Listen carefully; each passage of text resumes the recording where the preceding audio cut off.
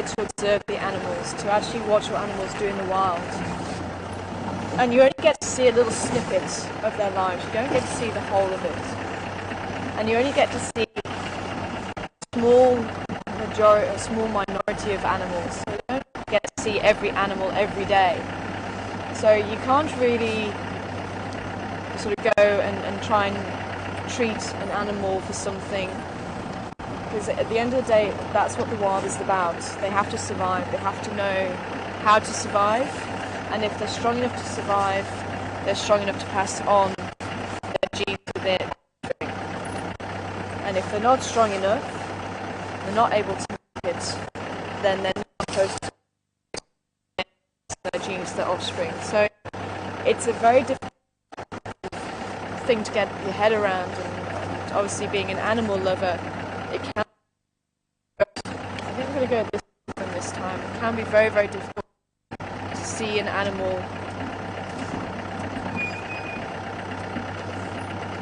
Just going to see if we can pull in this side. Alright, well, I'm going to stop here. Hopefully you should have a good picture here. Are we okay here? Okay, cool.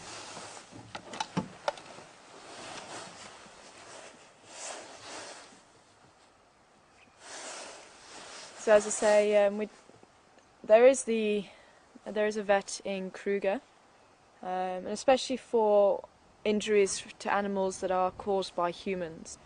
That's when they do interfere, because obviously it's not natural. But anything that's happened naturally, they're very unwilling to interfere, because as I say, at the end of the day, it is the wild. Depending on what's happening with the species as well. So if it's a very rare animal, then they may look into trying to help it, because it's important to try and preserve these animals. But as I say, it's a very difficult line to draw. And as I was trying to say the other night when we were watching Karula take the impala up into the tree, obviously that animal is being hunted, that animal has died, so why don't you help that animal to survive? What's the difference from an impala to something else? Obviously the difference being they have to hunt to eat, but that's where it gets very, very hazy. Where do you help the animals? Where does it come in? And as I say, if they are strong enough to survive maybe a broken leg, maybe there's an animal that you're viewing and it has a bit of an injury, nothing too severe, but if you try and help it, you put it under a lot of stress by darting it in the first place, and that puts a lot of stress on the animal, so that animal's more likely to die than if you just leave it and let it cope with the injury. But also there may be an animal with an injury 10 times worse that you're not seeing, and that animal may be able to cope with it and survive and actually pass on its genes, so its offspring are going to be a lot more likely to survive. As I said, it's a very, very fine line, and as I'll keep saying, this debate will go on forever. But as I say, this is the wild, and we basically try not to interfere as much as we can. We let them do their own thing.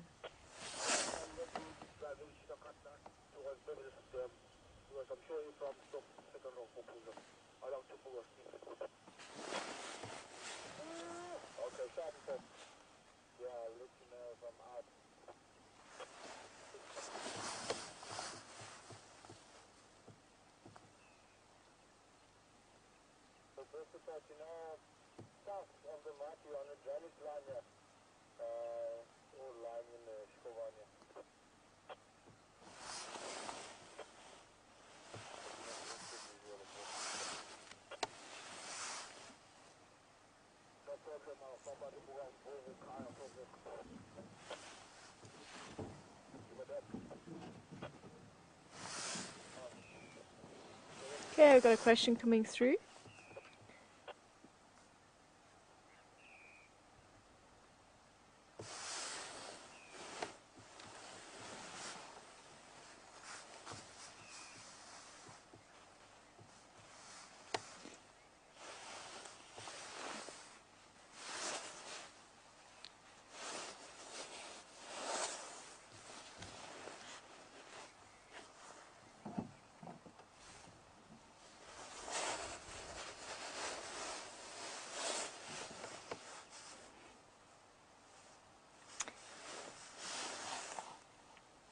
I'm not too sure what it was that they saw. There was something that they didn't like.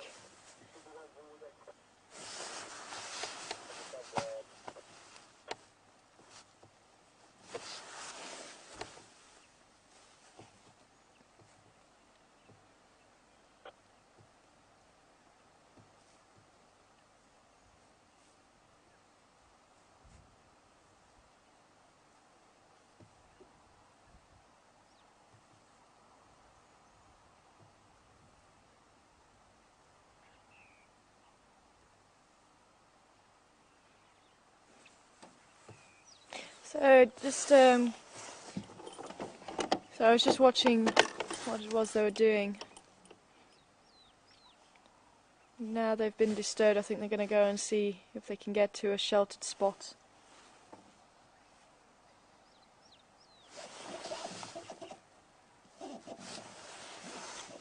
I don't know, have you got the male in? Yeah. If you guys can see, he's actually just doing the phlegm and grimace. I don't know if you saw the female. They've got a female actually scratching the tree there as well, but the female just urinated there by the looks of it, and he's testing her urine, and he's just doing the phlegm and grimace, which just exposes the cells in his mouth to test if she's cycling and ready to mate. And that's the normal stance for a male, testing to see if she is ready to mate.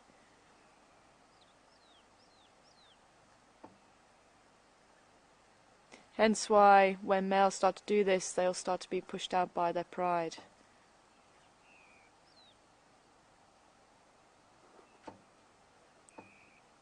So Dave, you're just wanting to find out about the diseases with regards to what's happening with them. Obviously TB being one of the most prevalent diseases, and I know there has been a lot of research done. Unfortunately, it was introduced into Kruger, especially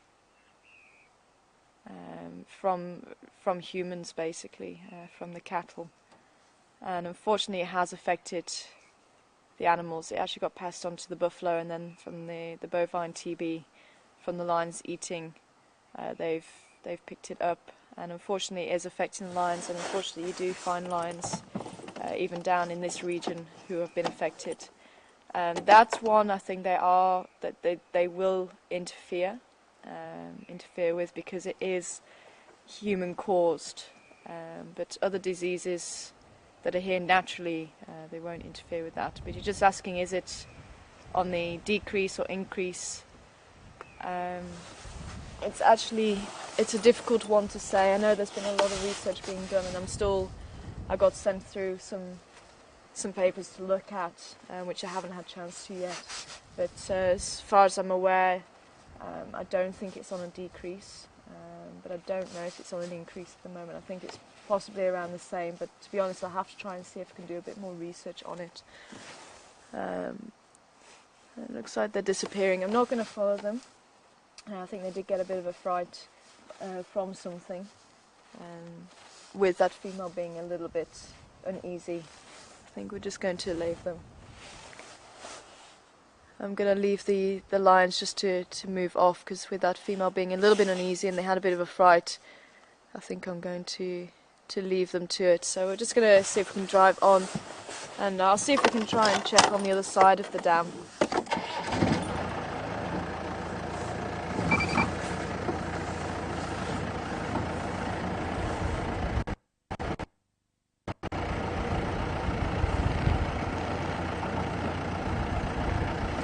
With regards to rabies,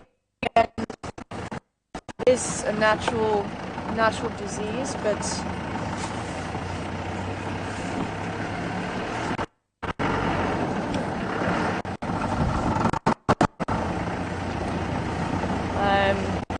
a bit of signal break. It is a natural disease, but it has been spread also by people with dogs. And obviously passed on to the animals. So again, they may interfere with that, especially if there's any dogs. Unfortunately, they do get destroyed to stop the spread of the rabies. but so the TB is the most prevalent one, and canine distemper as well was one of the diseases that has helped to wipe out or helped to decrease wild dog numbers, and that also is being passed on to I think to the lions as well. So there are a few diseases which unfortunately some have been introduced via the humans, but some are sort of continuing to be there because of humans. But as I say, at the moment, I know there has been a lot of research done. So unfortunately, as I say, I don't think I can give you any good news with the bovine TB. I don't think it's on the decrease at the moment. But I'll certainly have to have a closer look into it, and I'll see if I can try and read the papers in the next couple of days.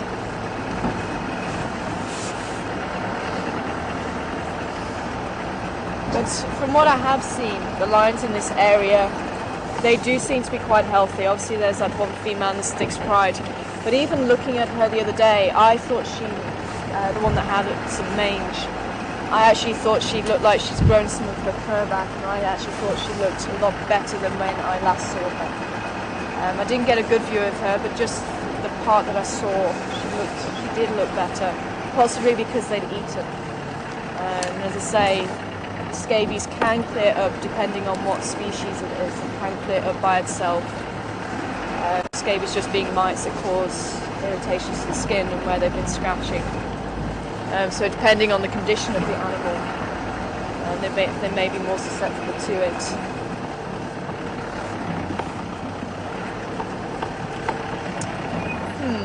I think we'll try Rebecca's Road just in case one of the boys has decided to walk this way still. You never know, we might bump into him.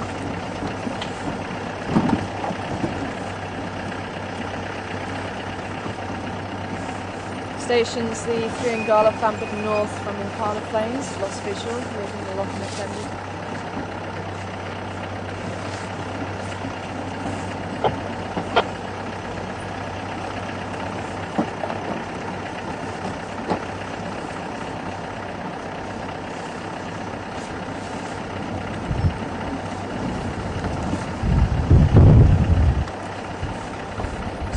On the lookout for maybe some elephants. Hopefully they might come down towards the dam. We had a herd yesterday of about 10, so they may be doing a short circuit around the area. Maybe the odd dugger boy might come down to the dam. I haven't had any more reports of anything. The buffalo herd did move into Buffalo's Hook, but again they may come down a little bit later towards Buffalo's Hook Gowrie cut line, and that's where they sounded like they were yesterday. We were trying to relocate them. I think they were just a little bit further east from where we turned onto Gowrie Main, and where the buffalo go, you should get lions following, and hopefully we should get to see lions a little bit more in the next couple of days if the buffalo are still around in this area. I haven't had much of an update from rhinos. I'm driving around, I haven't actually seen many of the tracks. So I must admit I'd quite like to see rhinos again at some stage.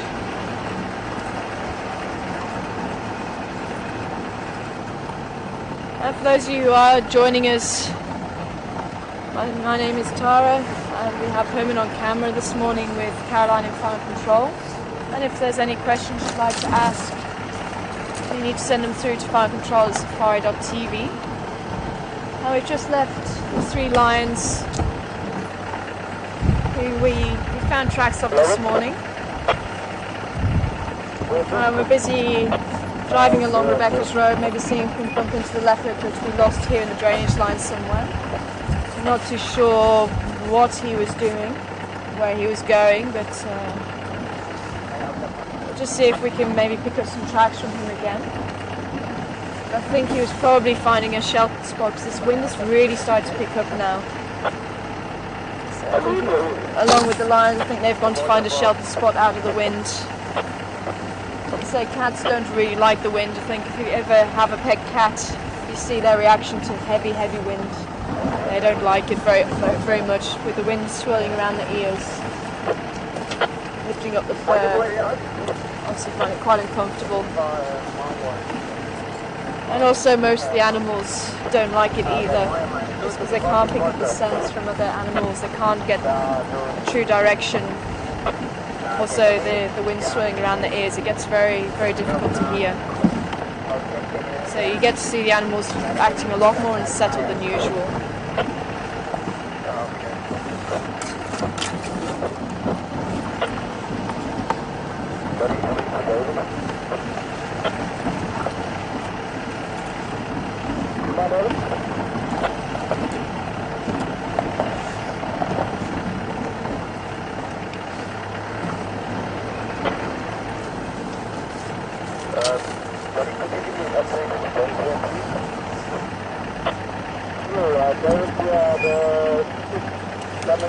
Just started sorting in the drainage line. Maybe tomorrow out, and then two of Buzzing Gala, just down, and then two Gala, two of Buzzing, one Madura, so two Gala friends, and then there's also one Madura Ingo that stuff. And yeah, that's about it so far. Cool, just to confirm, the Styx Pride are in Torchwood, in the drainage line in Torchwood. That's where the Styx Pride are this morning. And there's two female lions near Jordan's Dam. Where's that? No, Herman's not too sure either. So I'm not too sure if that's the two that we've been hearing.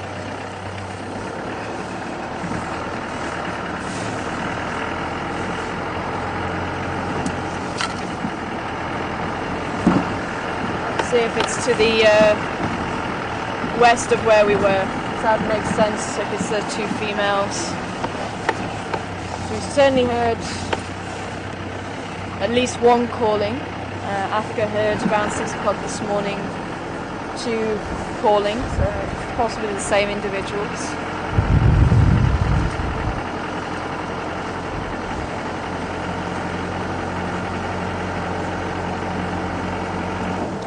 We're going to take a drive towards Chilipan, see if there's anything around there.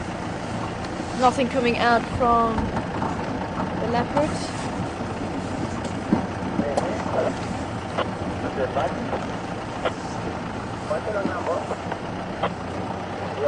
Actually, I'm half tempted maybe just to drive down this way and then... You know what, let's try this way, just in case he has changed his route. Because there were some impala this side, and with it being cooler, he may try and hunt if he's hungry. But I think with the fat belly, I don't think it's quite likely.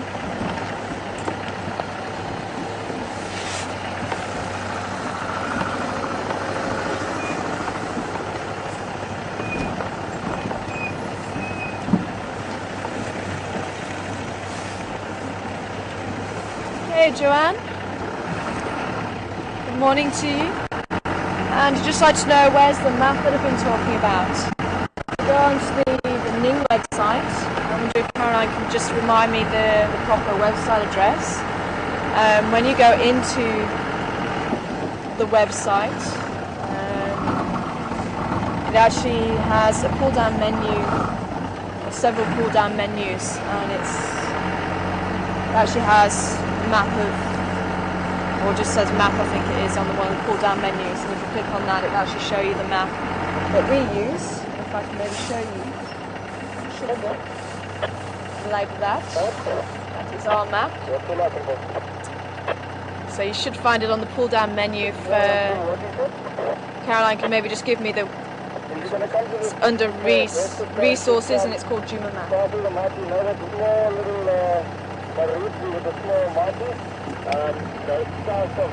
That's it. So it's www.wildearth.ning.com. Is that right? Oh, wildearth.ning.com.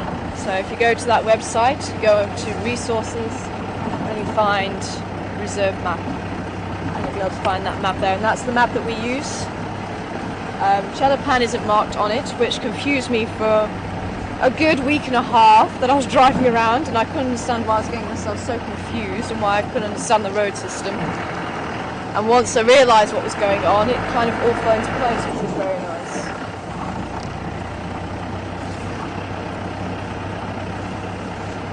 And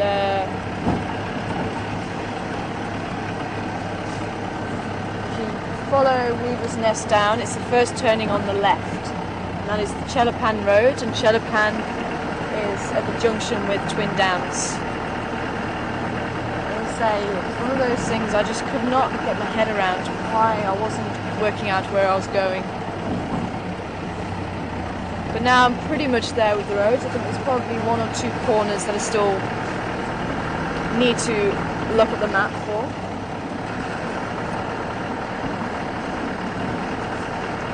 So I'm just going to quickly check that area again. You never know. But while we're driving, I think there's a question coming through.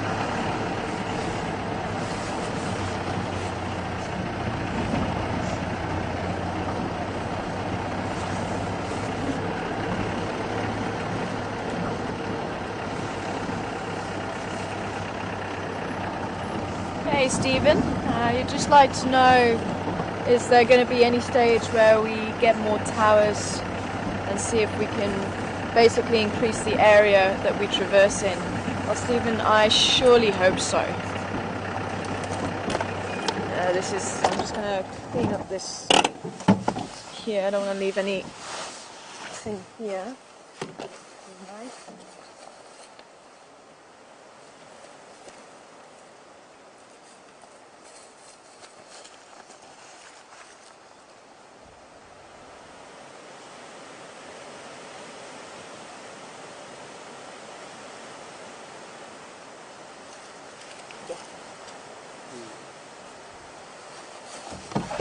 Quite glad I've got gloves on for that one.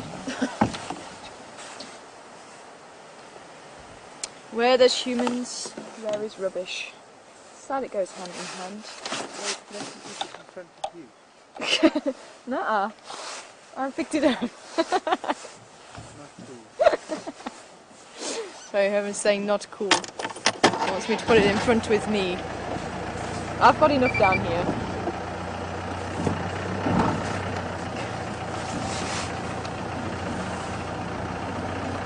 So Stephen, just going back to your question, we are hoping at some stage we might be able to get more towers.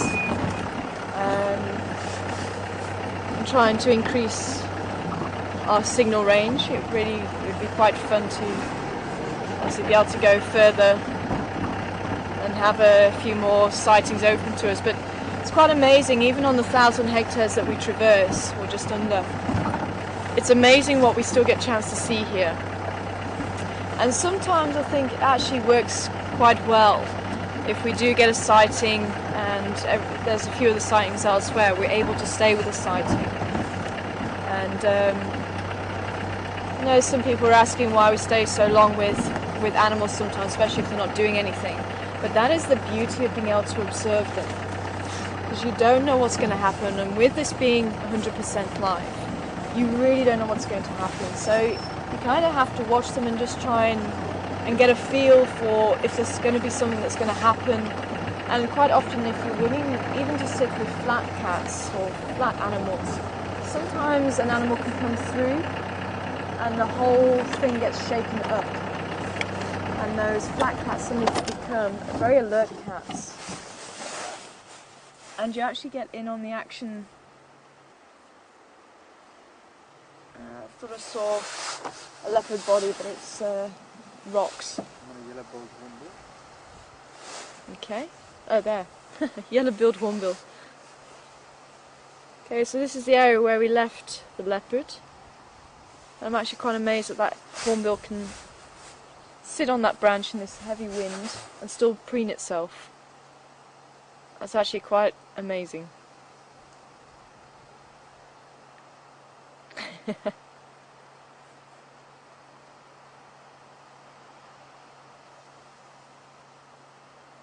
It seems to be swaying around quite a lot.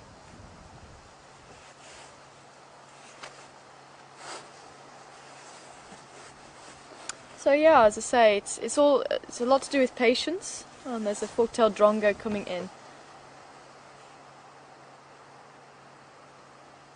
And trying to balance out how long to stay in and when not to stay. But the fact that we can actually sit and watch the animals,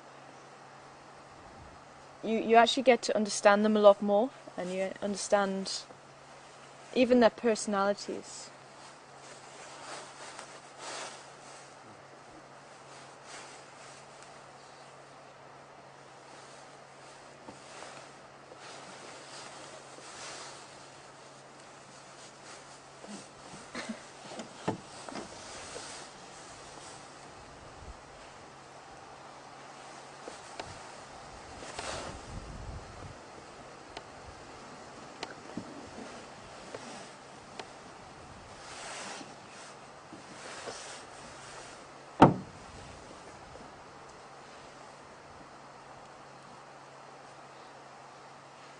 You've been able to get the fork-tailed drongo in there.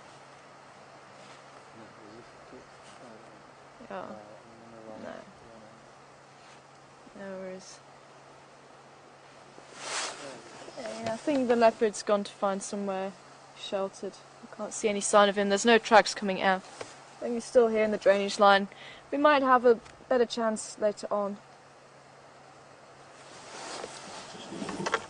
So, we shall continue on.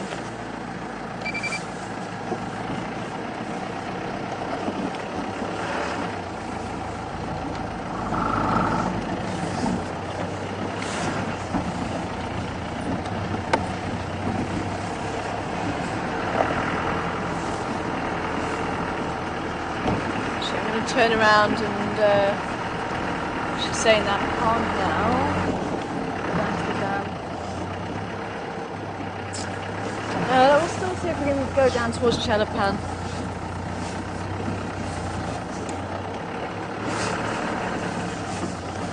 For the last 15 minutes of the drive.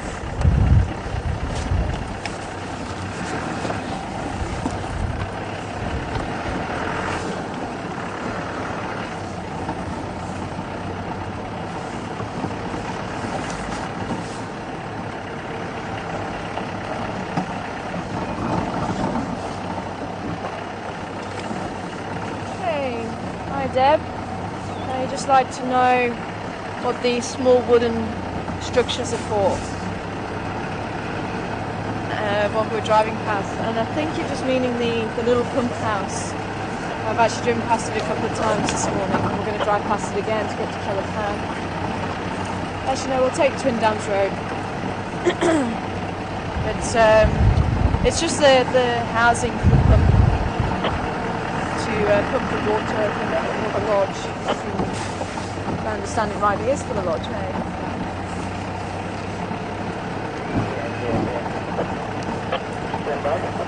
Just looks a bit nicer than having, it protects the machinery as well.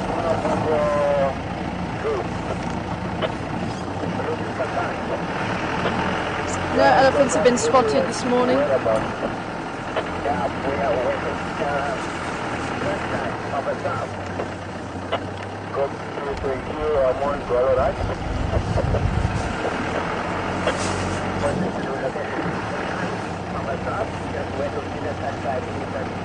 If there's anybody wanting to ask any questions, then just email farmcontrol@safari.tv.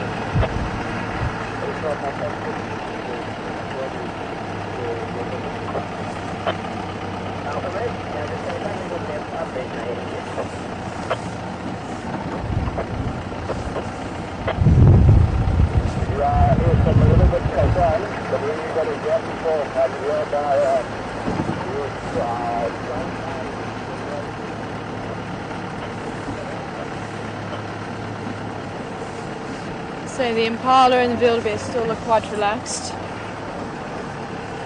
don't think the leopard is around this side of the dip or the drainage line. But at least we know he may still be in the area for later on for this afternoon's drive. We managed to get a quick glimpse of him, I think. I think we did manage to get him on camera a little bit. The leopard earlier. A little bit. Before he disappeared.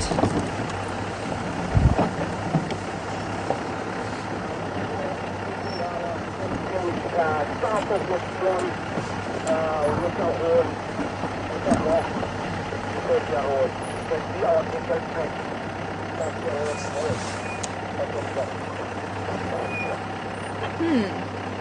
Okay. Let me give you guys a dung test. If I can. Can you get that? In the road. Is there? Okay guys, what is this? I don't say dung, I want to know which animal did it.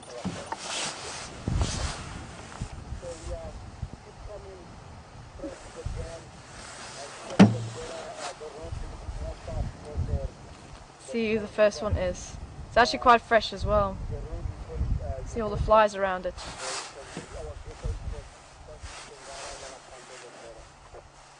Don't tell me nobody knows. Somebody does know.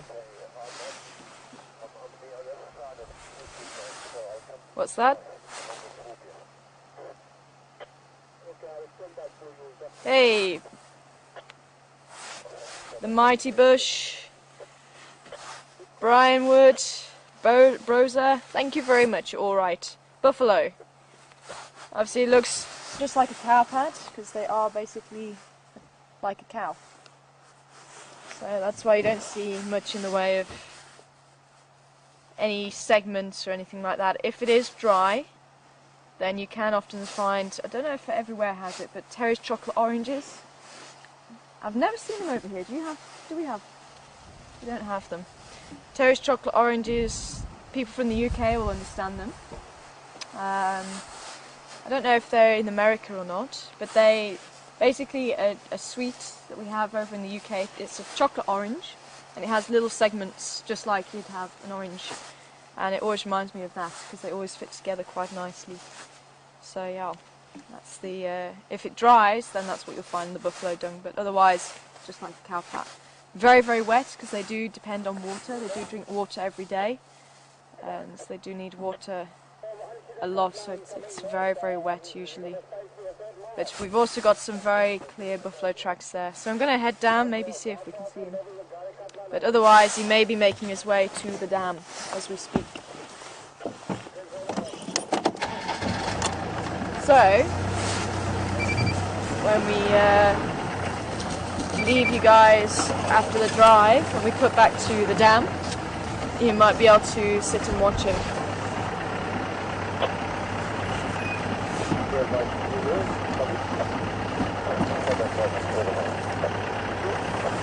I think he's put through there. I don't see any more tracks down the road.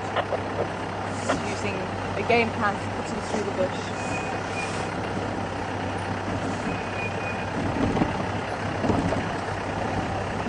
I think we actually had about six males at the dam the other day.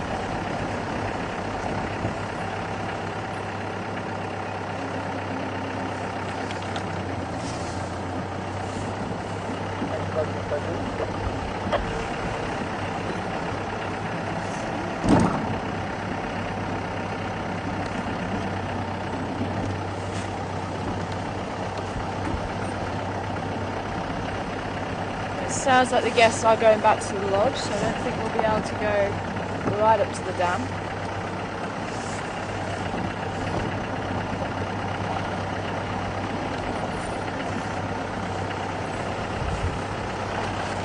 Have a quick check along here, it might just be in the bush here somewhere.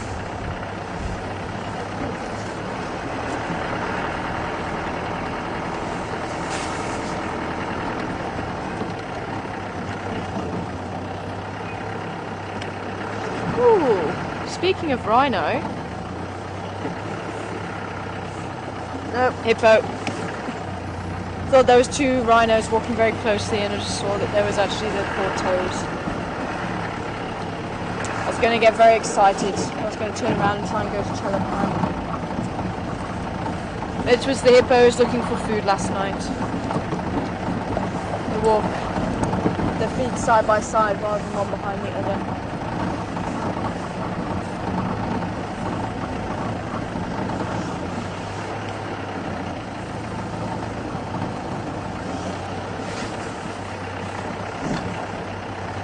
Say that dung was very fresh and the tracks were very fresh, so he should be around here.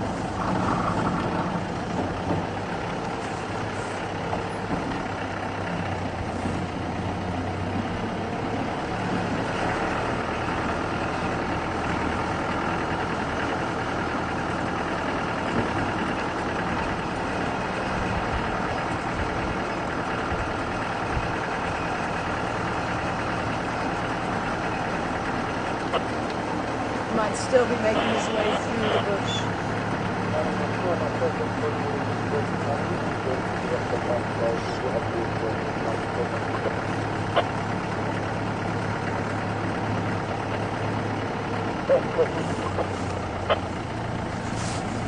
Come on, through there.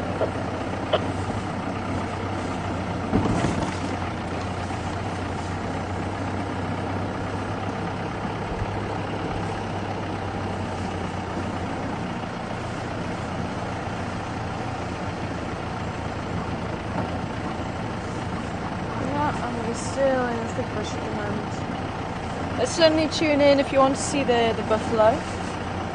Definitely tune in after the drive. I think he will be making his way down there.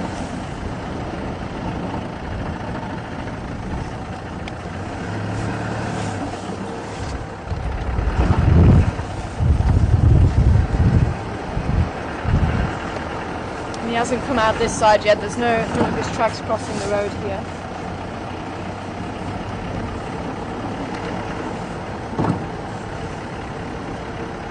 It definitely looked like they were coming through here. I saw the dung patch and then off to the side.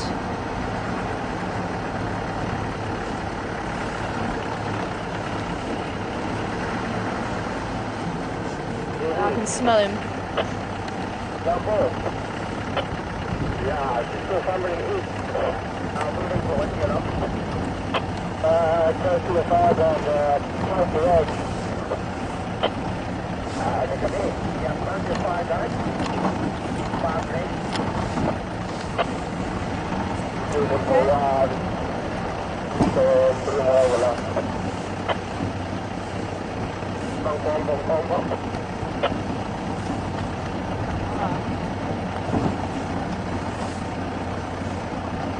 Hal. Hi Hal. And you're just asking about camp life basically. Do we live there permanently or where do we live? And what was the last part of the question?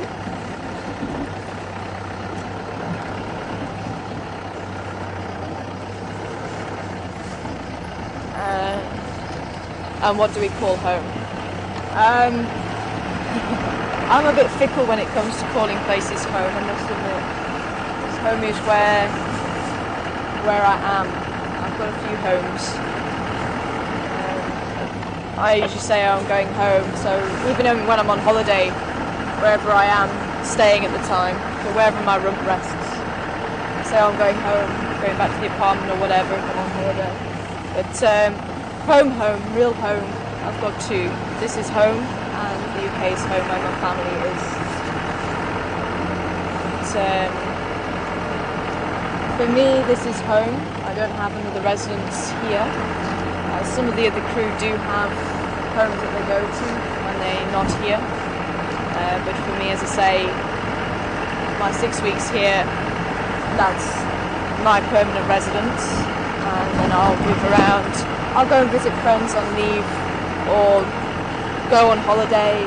I've been down to Hermanus to go and see the whales. I'm hoping to try and do it again this year. Also going down to the Ingwe Leopard project. I'm hoping to go again somewhere towards the end of the year again. Get a new experience. I actually enjoyed travelling the country. And I've done the West Coast. And I'd like to go back there actually. There's a good couple of places. I love seafood, so I'd love to go to the coast and eat the seafood. I'd love to go to Cape Town again, properly. So actually doing the 6 weeks working and 2 weeks off, it gives you a holiday at the end of each cycle, which is nice. It gives you proper time to relax and gives you time to actually travel. My next leave, I'm actually going home to see my family. I get to see them maybe once a year. So as I say, that's kind of the logistics of it all. Some of the people are asking about the other house the other day. We have some accommodation up by FC where some of us live, and then we have another house which is actually just on the other side of the trees here where the rest of us live. So we kind of, it's about maybe a kilometre drive, too far to walk. But, Yeah, as I say, it's kind of half and half the team that side, half the team this side. And I think someone was asking me the other day what it's like to be the only girl down at that side of camp. And it's actually not too bad. I've always got on better with guys anyway. I've not been one of those girls that really needs a lot of girlfriends. But it's nice to have a couple of girls in camp to have girly chats. But as I say, I've gotten used to being the only girl in a lot of my jobs anyway. So we'll just have a quick look at the Impala. But I was the only female guide for a long time at my old reserve. On the split side we had like the 600 metre high escarpment, and I was living on the upper escarpment. And there was a couple of girls on the lower, but we didn't really get a chance to see each other. Obviously there was a lot of other general staff. But when you're a guide, it's funny because you get the guys together, and even here you get the group of guys, we come together socially, you get the guys talking about the sightings and things like that, and then you have the lodge staff also talk about the other things, so it's quite interesting where you fall in that one. And I say it's quite interesting, to say the least, but I've gotten used to it.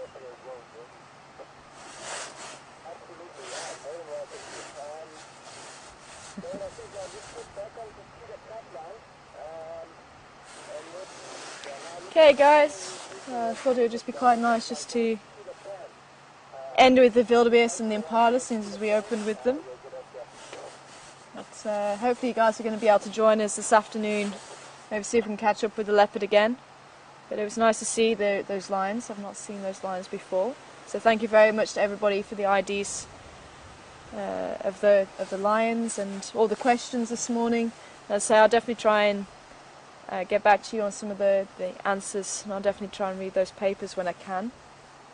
So we've just been a little bit busy this week trying to get everything sorted with the vehicle, but I'll definitely get into the flow of it and put it up on the Ning website and my Facebook page as well. So anything like that, you guys can find it there. Otherwise I'll probably discuss it on the next drive as well. But thank you very much for joining me. You've been watching Safari TV.